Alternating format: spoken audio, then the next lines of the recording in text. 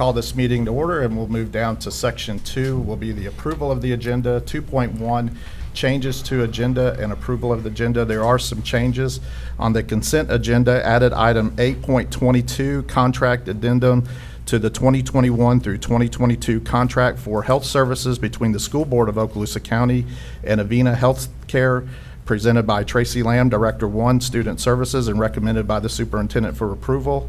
Under Superintendent's Human Resource Recommendations, item 9.10 is revised, employee termination, changed to employee suspension. Added item 9.11, forgiveness of workday for employees due to Tropical Storm Fred, August 16, 2021. And added item 9.12, revised substitute and temporary employee salary schedule. And with that, I need a motion to approve the agenda. Move it. Dr. White makes a motion. Do I have a second? Second. Second, Ms. Gardner. Any other discussion? Hear none. All those in favor say aye. Aye. Those opposed? The motion carries 3-0. So we'll move down to recognitions. And even though we do not have anybody listed on recognitions, I would like to take a moment to recognize a good friend of the Okaloosa County School District, Dr. Paul Shue, who's in the audience, and Amanda Negron. If you would please come. I know you would like to say a few words. Dr. Shue, you can come up too if you'd like. Well, we just want to extend our appreciation for all your efforts on behalf of the students of Okaloosa County. We're really your biggest advocate, and we hope to be doing more together. As the invocation today said, we are a county that really works together, and we're so amazed by all you do. And we've seen some businesses step up in the recent months and years, and they've really shown a commitment to supporting youth, and so we're going to continue to rally for that support on your behalf. And so I just want to thank you for making it very obvious to our industrial partners like Gulf Power and MAG Aerospace and Step One Automotive and so many others that have really come forward because of your leadership. And so thank you for letting us be a conduit to that partnership. Thank you. Thank you. And thank you and appreciate both of you so very much. Thank you. Yes, and I agree. Dr. Shue, you are such a great friend to the Okaloosa County School District. Okaloosa County, we are so honored that you are here tonight, and thank you for all that you do. And I just want to add also, Mr. Bryant, I too would like to give my thanks, Mr. Braun, Dr. Shue. What the Shue Foundation does for our students in the area of STEM, and what the Shue Foundation does to help our students progress, not only from elementary to middle to high, but also to the workforce, and that's what we're about on career and technical education and STEM. So just very much appreciate that partnership. Thank you. Thank you. All right, thank you. All right, so we'll move down to section 4. We have no visitors at this time. And section 5, administrative personnel appointments. We have none. And we are now to section 6, public comment. And this is 6.1, members of the public desiring to address the school board form MIS 5241, public input and/or discussion of agenda items. And Mr. McInnes, I will turn it over to you, sir, and then I will follow up. Tonight, if you're here to speak with the board during this section of the meeting, you'll have 4 minutes to make your presentation. All of your remarks should be directed to the board chairman tonight when possible, and all questions to the chairman as well. Items pertaining to personnel matters under the responsibility of the superintendent are not routinely heard before the school board, so we would ask that you refer those matters to the superintendent. And we would ask that all visitors and speakers tonight act in a respectful manner to everyone else here. Yes, thank you, Mr. McInnes. And I would just make sure to remind everybody, we do live in Okaloosa County. We are proud of what we stand for. And when you come speaking at the board meeting, I would just ask that any applause, please, no applause, and any particular outburst that's out of order, we will ask you to be removed. So remember that. Just please come up and you'll have your 4 minutes to speak. So with that being said, we'll go in order, and we'll start with Valerie Bogar. Hope I pronounced that correctly. Yes. So Ms. Bogar, if you would, please come to the front, state your name and address for the record, and you'll have 4 minutes. And I believe we have our timer working tonight. Good evening. Hi, how are you? Good. My name is Valerie Bogar. I live at 328 Curacao Way, Niceville, Florida. I have been there since '91, since I was 5 years old. So I've gone to Blue Water Elementary, Ruckle, Niceville High School, and also Northwest Florida State College. So yes, I've been in this community, gone to the schools. I like the schools. I think I turned out great. So I'm appreciative of that. Also, about my family, I actually live in a 4-generational household. Some of you may know my mom already. That's one, but I also live with my grandmother and my daughter. And my profession, I'm actually a child care director in Fort Walton Beach. And so I work with children. I have been for a while, for like 19 years. So what I'm here mainly to talk about, and I have actually sent out an email, you may have seen it, I'm not sure, but my main concern is just about transparency, and I know you said it before, and then you really are serious about keeping the children safe, and the thing that I'm just concerned with is just making sure that if there is, this is my suggestion, and I have stated, but I want to say it for you all, that if there is a child in the classroom that was positive for COVID, I believe all the parents of that child that's in there, they should know. Not who the person is, because I understand there is protocol and also for, you don't want to reveal that the name, but I think it's very important that we should know. The reason why I'm saying this is because on a personal matter, like I said, where I work, we've had a parent that actually stated that a teacher was actually afraid to tell them that there was a child that was COVID positive, and they noticed that there wasn't that many kids there in the classroom, and if the parent didn't bring it up to them, they would have never known that there was actually a positive case in the classroom. So something like that I'm concerned with. So make sure that all the teachers are all on the same page and say, hey, there is a positive case. That way the parents know what to do. They may actually decide if they want to wear a mask or not. So that's also kind of scary. And then also, I was kind of concerned that the teacher felt afraid to say something. So I don't know if you want to bring it up. I don't want to reveal like the school specifically, but if you, because like I said, we're in Fort Walton Beach, but just to really pay attention, talk to the principals or whatever, and say, hey, how exactly do you have the teachers talk to the kids, talk to the parents about certain cases like that?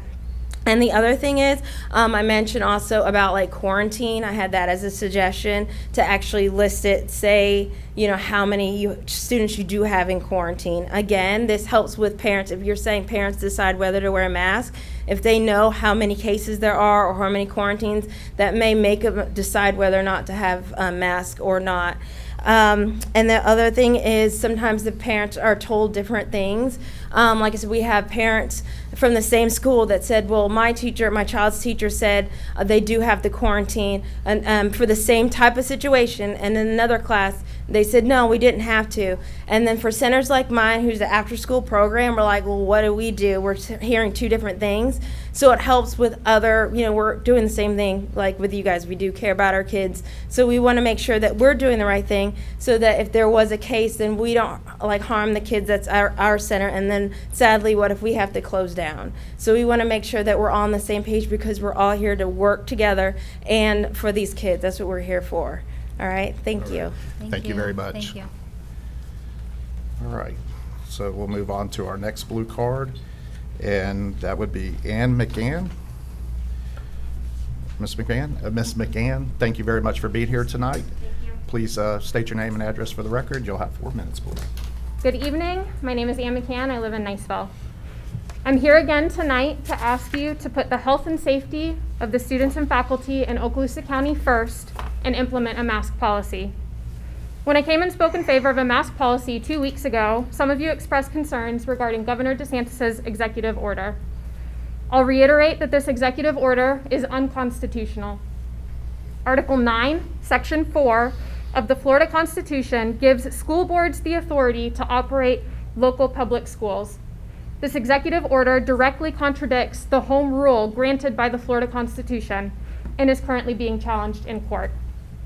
Additionally, the Federal Department of Education has stated that they will send funding to any school district that faces retribution from Governor DeSantis for protecting their students and implementing a mask policy.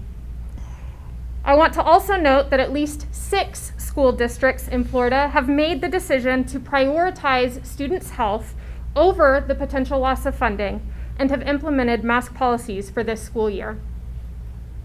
However, even if you didn't want to debate the legality of the executive order, the order doesn't actually prohibit mask policies.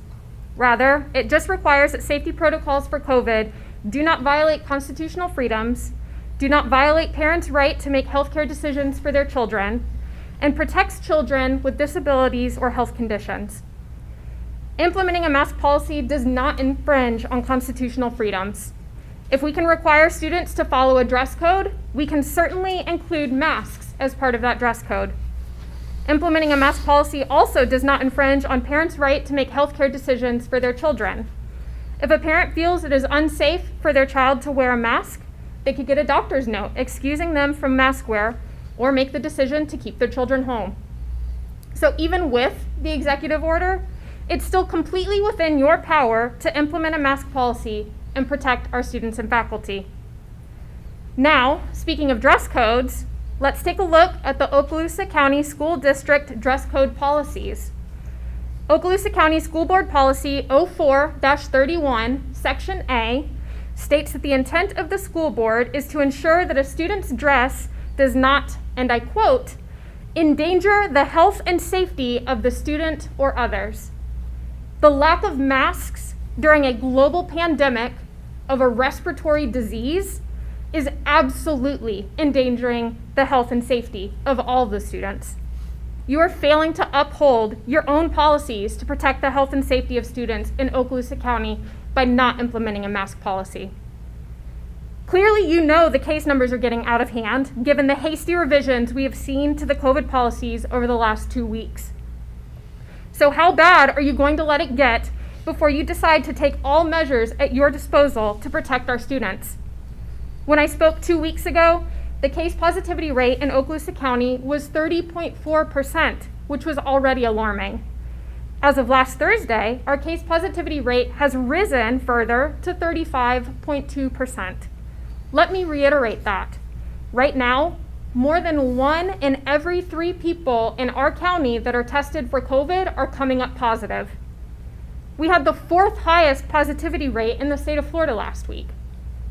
At this point, if you refuse to take all measures within your authority to protect the students and faculty in Okaloosa County, anything that happens to them is on your hands. Please do better. Uphold your policies to protect the health and safety of the students and implement a mask policy. Thanks so much for your time. Thank you. Thank you. Okay, so our next speaker is Craig Marion. Mr. Marion, if you would. Mine's a follow-up to my wife's, Catherine. Okay, so if you want to come first, that would. Please state your name and address for the record. You'll have 4 minutes. Okay, my name is Kara Marion. I live at 603 Rippling Creek Cove here in Niceville. I sent an email per the directive for addressing the school board, and Mr. Chambers was nice enough to give me a call back, and we had a really good meaty discussion concerning the COVID restrictions. Specifically, I was speaking with him about the quarantine policy, and I saw what the school district had put out at first, where it would only be if a vaccinated child, teen, was in close contact, they could go about business as normal, but if it was an unvaccinated child, then they had to come get their temperature checked for, I think it was 7 days or something like that. And I still thought that infringed on our parental rights, which is enshrined in the 14th Amendment, but also then the school board changed. And I understand, because we had a good conversation about the Department of Health and Department of Education, that's where Governor DeSantis put it down to. Understanding what the other lady said, that in Section 9 it says that the school boards can make it, and I understand that's what we did last year, was the school board dictated what was in our area.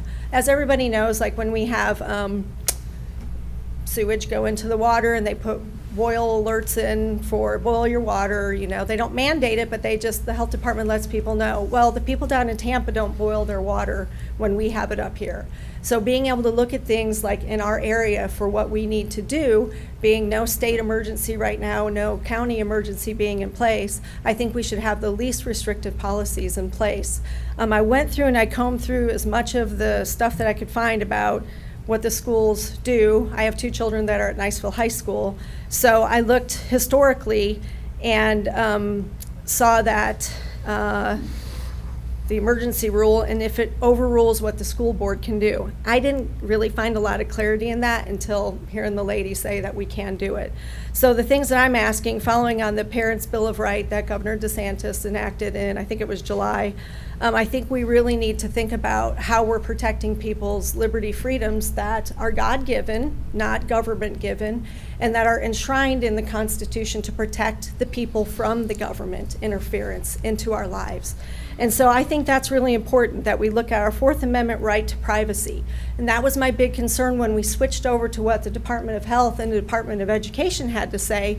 We are now segregating kids based on a vaccination status. So when my child gets a close contact and doesn't show up for school if she's not vaccinated or he's not vaccinated, that kind of identifies some kids. Well, they were either positive or they weren't vaccinated, okay? So that's not good. We don't need to do that. We've already had incidents at the high school where teachers were asking kids what their vaccination status is, and that's not cool. We don't want to have that happen. We don't want segregation. I spoke with Mr. Chambers, too, about, I think everybody in this audience here, I hope that they're familiar with the Equal Protection Clause for the 14th Amendment also, which is Brown versus the Board of Education. We cannot discriminate against children and treat a vaccinated child differently than an unvaccinated child. We know, the science has been out there from everything, it's even on the NIH, that the vaccine does not prevent somebody from getting infected, nor does it prevent them from spreading it. So treating these two classes or groups of people different, I think, is very unconstitutional. We really need to watch our steps when we're doing that. The other thing is, I'll direct you back to, it was the school board's policy. It was written in 1999, and it states for an immunization that's not required, how the school will go about addressing that. It says for any student identified so diagnosed, not if they were in close contact with somebody, but the student has to be diagnosed with something. I'll wrap up real quick. It says at the bottom of our paragraph, this is J1, says any student who is not debilitated or exhibiting symptoms or behaving. Ms. Marion, your time is expired. Okay. Okay, Thank you. thank you. I appreciate your time. And you can leave that with us too, if you'd like. Oh, So, absolutely. Yes, ma'am. And you can just leave it with Jan over there, she'll make sure. she'll Okay, get it. thank you. Appreciate your time. All right, thank you.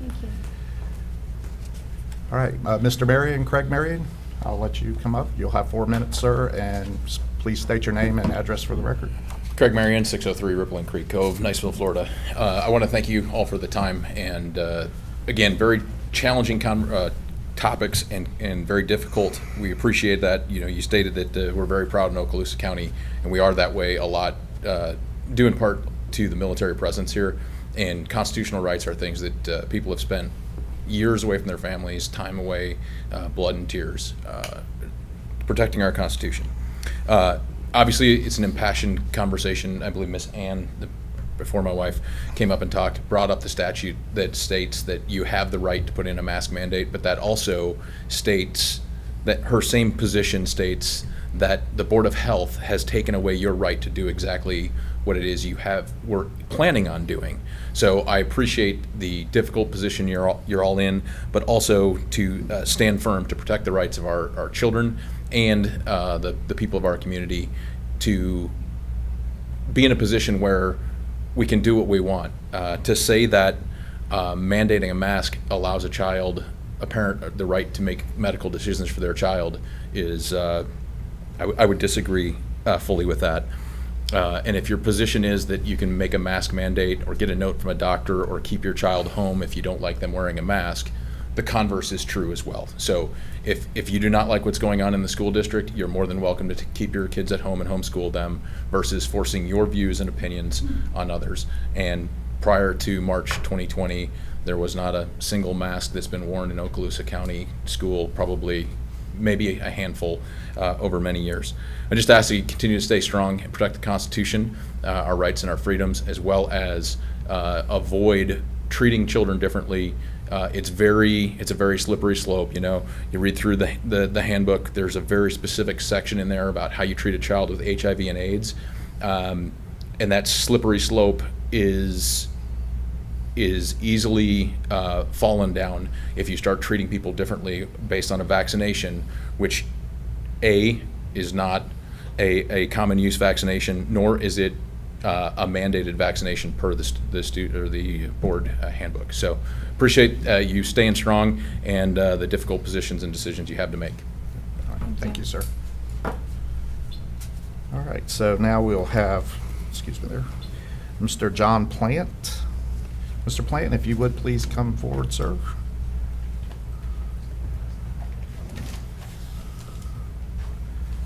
And you'll have 4 minutes. Please state your name and address for the record, please. Hello, members of the Okaloosa County School Board. My name is John Plant, and I'm a Niceville resident. I'm here before you again to request that you initiate a mask mandate. Several of us parents spoke here earlier this month, and we assured the Okaloosa County School Board would be closely monitoring the situation in our schools with COVID-19. And as a community, we were told that the school board's hands were tied in this manner by Governor DeSantis' hold of the school district's purse strings. Here's the thing. We didn't elect Governor DeSantis to run the Okaloosa County School District, as doing so is not his area of expertise. We elected all of you. We elected all of you to do what's right for our children and place the health and safety of our children first. And with that election comes an obligation to lead in matters of the health and safety of our children. That is the duty we entrusted to all of you as our community. We want you to use your knowledge, your experience, to make the best possible decisions you can for our children. And sometimes that means making difficult choices for the health and safety of those children. Leadership isn't always doing what's popular. Leadership requires us to put forth the best effort we can to do what's right for people in our care. Leadership requires us to act on principle. Leadership in times of crisis requires action in the face of the unpopular mood, even if the unpopular choice is the right choice for the most people, even if it means speaking confidently against the roar of the loudest voices. And what experts across the nation are saying is if we want to stop the spread of COVID, we have to mask up. And for those of us who can be vaccinated, get vaccinated. Look, I understand COVID-19 is scary for some people, but the only way it gets to be that way is if we don't address it with the strength of our community. This is something we should have been able to beat a long time ago, but we didn't. We need to draw a line in the sand because this crisis not only affects our children, but our community as a whole. None of us as parents want to address the reality that something could happen to one of our children. But that does not mean we don't try to protect them from the things that can cause them harm. And I think that most of us have seen the impacts this Delta variant is starting to have in our community. And it's nearly inescapable. We don't want another shutdown of our schools due to COVID-19. Whether this comes in some form of executive order or because too many people are sick right now to do their jobs is up to the community to control the spread of this disease. But the clock on this is ticking. And unfortunately, one of the places that has a high density of potential Delta carriers is our schools. I know it's a tall ask for any members to break ranks with the DeSantis administration, particularly since he's threatened to dock the pay of school board members, particularly since he's threatened to defund any school district who enforces a mask mandate. But I imagine most of you chose to be here because you wanted to create the best possible outcomes for Okaloosa County students. And as a parent of 4 Okaloosa County school kids, I'm not sure I could do that. But then again, I don't bear the burden all of you do. Didn't choose to sit in those chairs. And I don't envy the burdens you face because either way you choose, there will be some consequence. Because at the end of the day, what happens in our schools in this moment in time will affect all of us in Okaloosa County. Not just us parents or children, the people who work at our schools and around them, but people in our community as well. People who work in our hospitals, our ERs, people who try to get surgery at this point in time, but are being turned away because of lack of capacity. And I'm not sure that's the weight each of you were expecting to bear when you were elected to the school board. But I do in part understand that burden. I used to work in the business systems division at Brookhaven National Lab, where part of my job was to advise and do development on police systems and onboarding systems, responsible for managing the back and forth of some 30,000 plus guests a year. These systems were responsible for making sure that the people who came on site were supposed to be on site. Each time I touched one of those systems, I had to ask myself, Am I making the best possible choice here to ensure the safety of everyone on this campus? And I had to ask myself, if anything happened to somebody because of the choices I made, could I live with them? Thank you. Thank you, Mr. Plant.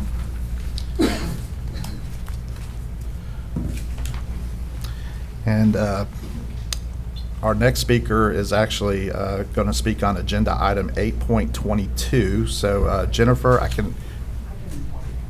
what's that? Well, this is your time. Yes, ma'am. So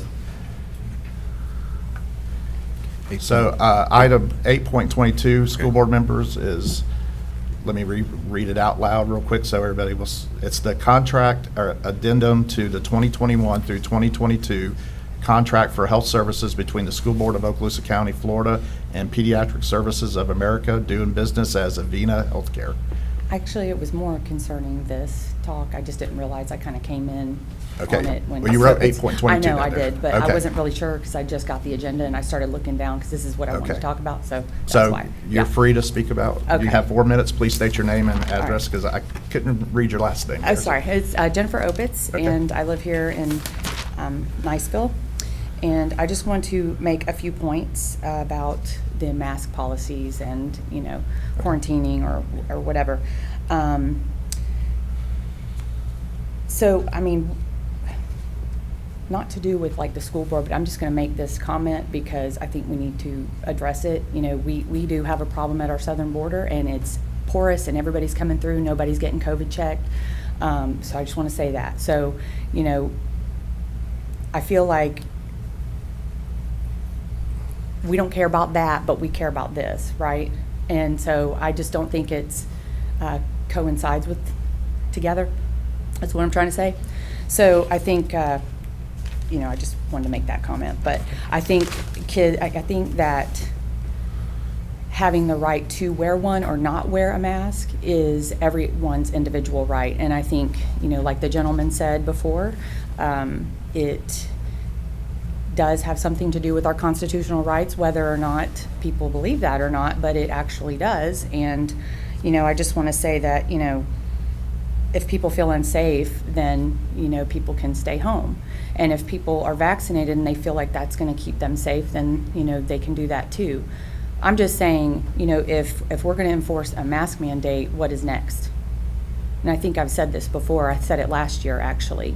And there are no studies out there that actually prove that masks work or quarantine or lockdowns. Because look, what they're saying. I mean, we've been under this for, almost 2 years now, a year and a half now, and we're still seeing cases.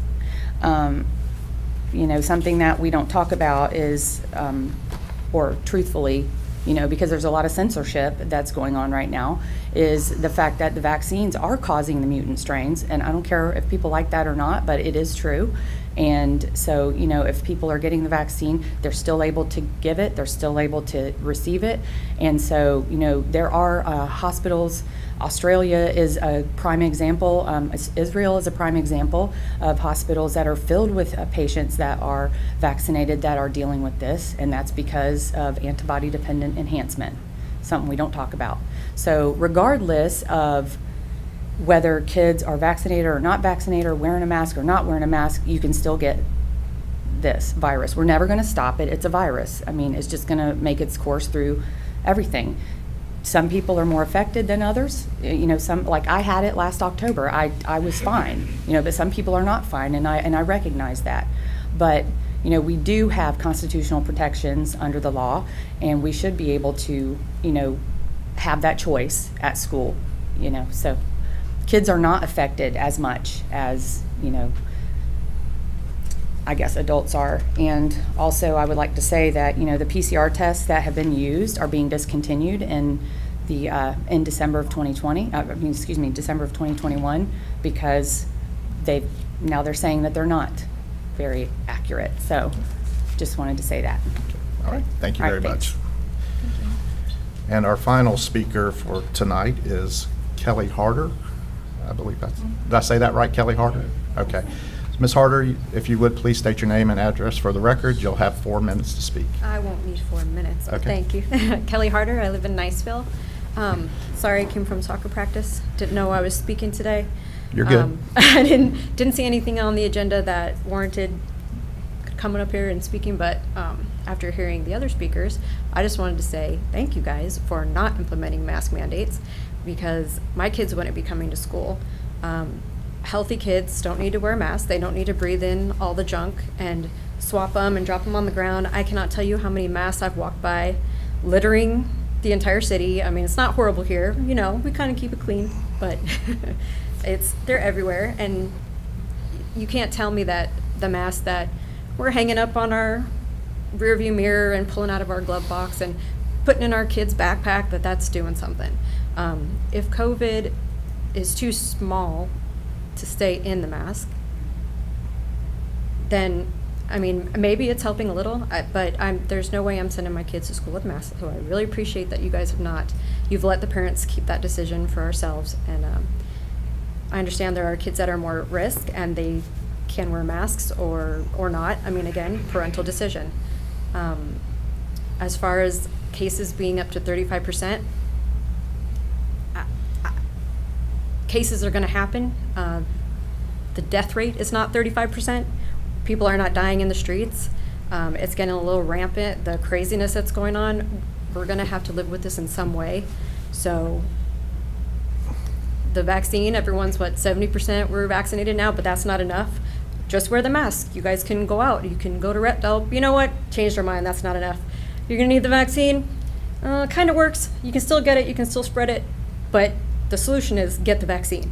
All right, 75% of people have gotten it. Now we want to put everybody back in masks. We want to lock back down. So we've complied our way, not into freedom, but back into lockdowns. So I'm not doing this. The kids need to be in school. They're healthy.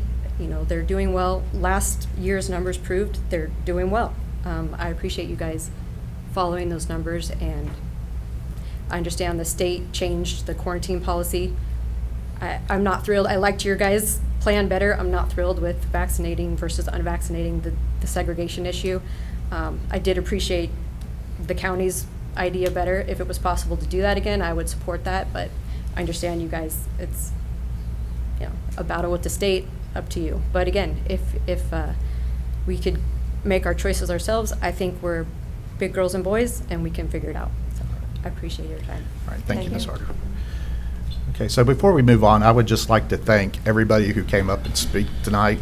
It just showed how we can be respectful of each other's opinions and views and conduct a meeting with order and integrity. So I want to say thank you to everybody who spoke tonight. So now we'll move down to section 7, and this is committee and staff reports. And this was workshop only, so now we'll move to section 8, consent agenda. 8.1 will be the approval of the consent agenda. I need a motion to approve, please. I'll move. Ms. Carter makes a motion. Do I have a second? Second. Second, Dr. White. Any discussion? Hearing none. All those in favor say aye. Aye. Those opposed? The motion carries 3-0.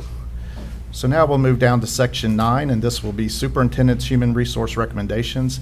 9.1 and 9.2 are information only, so now we'll move to 9.3, add a field report for the 2021-2022 school year. I need a motion to approve, please. Move it. Dr. White makes a motion. Do I have a second? Second. Second, Ms. Gardner. Any discussion? Hearing none, all those in favor say aye. Aye. Those opposed, the motion carries 3-0. 9.4, cleared certification requirements and issuance of contracts for the 2021 through 2022 school year. I need a motion to approve. I'll move it. Ms. Carter makes a motion. Do I have a second? Second. Second, Dr. White. Any discussion? Hearing none, all those in favor say aye. Aye. Those opposed, motion carries 3-0. 9.5, employment separations. I need a motion to approve, please. Move it. Dr. White makes a motion. Do I have a second? Second. Second, Ms. Gardner. All those in favor say aye. Aye. Those opposed? Motion carries 3-0. 9.6, personnel recommendations. I need a motion to approve. I'll move it. Ms. Gardner makes a motion. Do I have a second, please? Second. Dr. White makes a second. Any discussion? Hearing none. All those in favor say aye. Aye. Those opposed? Motion carries 3-0. 9.7, employee transfers. I need a motion to approve, please. Move it. Dr. White makes a motion. Do I have a second, please? Second. Ms. Gardner makes the second. Any discussion? Hearing none. All those in favor say aye. Aye. Aye. Those opposed? Motion carries 3-0. 9.8, employee reinstatement. I need a motion to approve. I'll move it. Ms. Gardner makes the motion. Do I have a second, please? Second. Second, Dr. White. Any discussion? Hearing none. All those in favor, say aye. Aye. Aye. Those opposed, motion carries 3-0. 9.9, employee suspension. I need a motion to approve. Move I'll it. move. Oh, Okay, Dr. White makes the motion. Do I have a second, please? Second. Ms. Gardner makes the second. Any discussion? Hearing none. All those in favor say aye. Aye. Those opposed, motion carries 3-0. 9.9, or 9.10 10. is revised employee termination, change to employee suspension. I need a motion to approve, please. I'll move it. Ms. Gardner makes the motion. Do I have a second, please? Second. Second, Dr. White. Any discussion? Hear none. All those in favor say aye. Aye. Those opposed, motion carries 3-0. 9.11, forgiveness of workday for employees due to Tropical Storm Fred, August 16, 2021. I need a motion to approve, please. Move it. Dr. White makes a motion. Do I have a second? Second. Second, Ms. Gardner. Any discussion? Hear none. All those in favor say aye. Aye. Those opposed, motion carries 3-0. 9.12, revised substitute and temporary employee salary schedule. I need a motion to approve, please. May I ask a quick question? I need a This is- motion to Oh. approve, please. I move it. Okay, Ms. Gardner makes a motion. Do I have a second, please? Second. Second, Dr. White. Any discussion? Did you? Now. Now's your time. Will these substitutes, will an email be sent to these? How will these substitutes, I mean, I think it's a great idea, and thank you for working on this, but how will they be notified? Yes, ma'am. Miss Money, who is our substitute person in HR, has a email distribution list, and she will be sending out an email first thing tomorrow morning pending your approval tonight. Perfect, perfect. Okay, thank you. Thank And you. thank you for doing this. Thank you, Ms. Gardner. Okay, with that, I need we have a motion and a second and discussion. Any other discussion? Hear none. All those in favor say aye. Aye. Those opposed, motion carries 3-0. Item 10, there was no items moved from the consent agenda. Item 11 is construction program owners representatives business, and 11.1 would be program status report. Mr. Horton, did you have anything you would like to add for the construction tonight? Okay. And we do have one item that we do have to vote on. So 11.2 is authorization for professional services agreement from Faithful and Gold for price validation for program number 6, task order number 15, gymnasium floor replacement at Crestview High School, Davidson Middle School, and Lewis School. I need a motion to approve, please. I'll move it. Ms. Gardner makes a motion. Do I have a second, please? Second. Second, Dr. White. Any discussion? Hear none. All those in favor say aye. Aye. Those opposed, motion carries 3-0. Section 12, Information Technology Seat Management Contract. We have no items there tonight. And Section 13 is Attorney's Business. Mr. McInnes, I'll turn it over to you, sir. No report tonight. Okay. Section 14 is Superintendent's Business. 14.1, Out-of-State Student Trip Request. And 14.2, Mr. Chambers, I'll turn it over to you, sir. Thank you, Mr. Bryant. School Board, again, as you know, on Thursday, we covered a wealth of information from curriculum updates to enrollment updates to COVID to capital. And so those who would like to hear that information, you can always go back to that school board workshop and you can hear all the information that we covered. And I do want to just simply say our schools, as you know right now, are working extremely hard. And I don't care whether you're the bus driver, whether you're the teacher, whether you're the principal or the cafeteria worker. I could not be more thankful for the work that our employees are doing, especially during these times. And I'm very proud of the work that they are putting forth each and every day. And again, you said at the very beginning, you know, we're Okaloosa, and we're going to continue to stay together. We're going to continue to work hard, continue to make good decisions for students, for families. And as we go through this situation that we're currently in, we will always be vigilant, and we will pivot where we need to, but we're going to stay the course and do a good job of always keeping the safety of our kids first and foremost. So thank you. Thank you, Mr. Chambers. And now we'll move to board members' announcements and requests for information. And Ms. Gardner, I'll start with you tonight, ma'am. Thank you. I just would also like to add, I do appreciate everyone that came out tonight to speak, and also for those phone calls and the individuals that stopped me, whether I'm at Publix or Target or wherever, to discuss this. We are watching this closely, and we do hear you. We sincerely do hear you. Thank you, Ms. Gardner. That's all. Thank you. And Dr. White. Thank you, Mr. Chairman. Same thing that Ms. Gardner said. Appreciate the public comment, and also appreciate the comments by the superintendent regarding all of the employees and how things are working right now. But thank you. Thank you, Mr. Chairman. All right, and I will just say, I concur with my fellow board members. I've already said thank you to all the public speakers that were here tonight. It is always an honor when we do have a public comment. And I too would also like to echo Mr. Chambers and his staff and the entire Okaloosa County School District for all that they are doing at this time to ensure that our schools are steaming right ahead. So I appreciate that. I would also like to take a moment to, I noticed Mr. Meyer is out in the audience tonight. Me and Mr. Meyer had a chance to ride around together for pretty much most of the day Friday. Mr. Meyer, for those that might not know, oversees our maintenance program. And like anything else over the last 20 years in Okaloosa County Schools, our maintenance has definitely been on the forefront of everything we do. But it was great to be able to get out and visit with him. We did meet with some maintenance people, and Mr. Chambers, he does have some things that he's going to bring to you. So I just wanted you to know that through our conversation with our employees, there was some ideas that I thought you might be interested in. So Mr. Meyer is going to bring those to you. So thank you. Thank you, Mr. Meyer. All right, so now we'll move down to section 16.1, members of the public desiring to address the school board, Form MIS 5241, public input and/or discussion of agenda items. This is the 2-minute version, and I did not get any blue cards. All right, so we'll go around the room. Dr. Hale, Ms. Lightboard, Mr. Horton, Ms. Perry. All right, this meeting's adjourned.